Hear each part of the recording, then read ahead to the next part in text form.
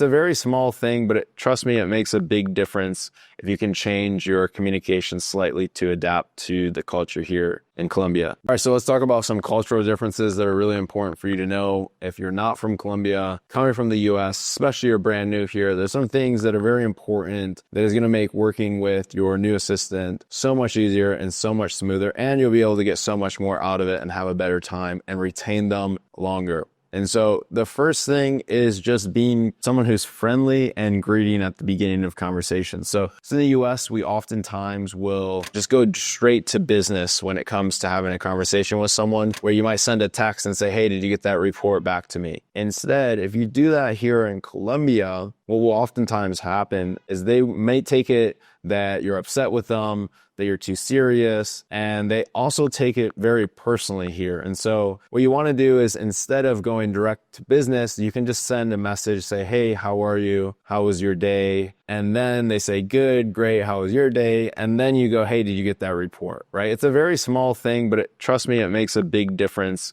if you can change your communication slightly to adapt to the culture here in Colombia. That being said, people do take things more personally here and can get offended slightly easier. And so you do want to make sure you're checking in, you're communicating. There's also a little bit of culture where they don't want to necessarily disagree with maybe something that you decided on. So always ask for feedback.